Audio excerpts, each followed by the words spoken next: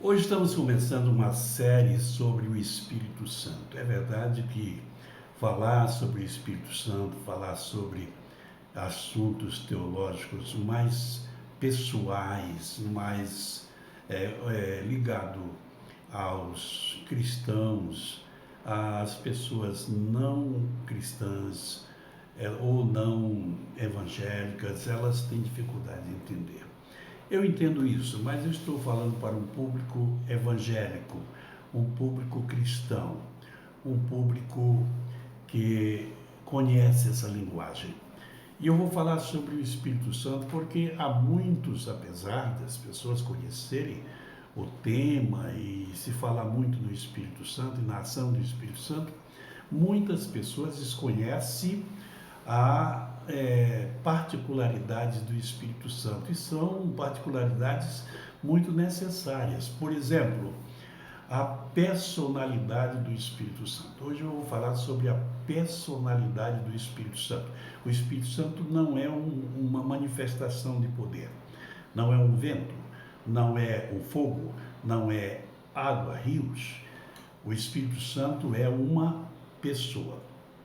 Essas palavras que falei, elas são símbolos da ação do Espírito Santo, de muitas obras que o Espírito Santo faz relacionados figurados como fogo, como vento, como chuva, como rios. Porém, o Espírito Santo é uma pessoa. Quando Jesus estava prestes a ser entregue para ser morto, e depois ele subiria para o Pai, depois da ressurreição, ele falou aos seus discípulos sobre outro Consolador, considerando a tristeza e o pesar dos discípulos ao serem sabedores de que Jesus iria ser entregue nas mãos dos malfeitores e iria morrer. Eles ficaram muito tristes. Então Jesus tratou de consolá-los. E ele disse: mas convém que eu vá para o Pai, porque se eu não for, o Consolador não virá sobre vós. Então, primeiro ele falou de um outro Consolador. Agora aqui em João, capítulo 15, versículo 26, ele diz: mas quando vier o Consolador, que eu da parte do Pai vos hei de enviar, aquele Espírito da verdade que procede do Pai, testificará de mim. Ele estava falando de uma pessoa que ia testificar de Jesus. Veja que um poder, que uma influência, que uma manifestação não pode testificar. Testificar é ser testemunha. E o Espírito Santo tinha essa missão. Nós vamos falar em outro parágrafo, em outro vídeo, sobre a missão do Espírito Santo na Terra. Agora ele diz no capítulo 16, ele torna a falar sobre o Espírito Santo e ele diz: e quando ele vier, porque no versículo 7 ele diz: todavia digo-vos a verdade, que vos convém que eu vá, porque se eu não for, o Consolador não virá para vós, mas se eu for, enviá-lo-ei, e quando ele vier, convencerá o mundo do pecado, da justiça e do juízo. Ele estava falando de uma pessoa. Jesus estava falando do Espírito Santo como uma pessoa. Há muitos outros fatos bíblicos que atestam que o Espírito Santo era uma pessoa. Ele prometeu o Espírito Santo, e o Espírito Santo veio no dia de Pentecostes. Pentecostes era a festa dos judeus, a festa das primícias das colheitas. E 50 dias depois da Páscoa acontecia uma festa de celebração das colheitas, das primícias das colheitas, que era chamado de Pentecostes, dia de Pentecostes. E nesse dia o Espírito Santo desceu sobre um grupo de discípulos, seguidores de Jesus Cristo, que estavam no cenáculo. Eles não estavam no templo. A festa estava acontecendo no templo, mas eles estavam num cenáculo, num salão. E ali havia cerca de 120 discípulos e o Espírito Santo desceu sobre eles. Desceu como pessoa, mas desceu com sinais, mostrando sinais. E o livro de Atos dos Apóstolos, capítulo 2, fala disso. Agora vamos para outros fatos que mostram que que o Espírito Santo era uma pessoa. Quando Ananias e Safira, dois discípulos, eles decidiram vender, porque os outros estavam vendendo, vender uma propriedade, levar o valor da propriedade a Pedro, aos pés de Pedro, a depositar ali para que fosse distribuído. Aquele casal, eles combinaram de guardar uma parte do valor que eles tinham, da propriedade que haviam vendido. E eles chegaram ali e mentiram e disseram, olha, está aqui o valor, a propriedade valeu isso aí, e está aqui o valor. E eles foram reprovados pelo Espírito Santo. Pedro, que era um homem cheio do Espírito Santo, discerniu a mentira e eles foram punidos por causa da mentira. Primeiro chegou o homem e falou, daqui o valor foi esse, e Pedro disse, por que encheu Satanás o teu coração para mentires contra o Espírito Santo?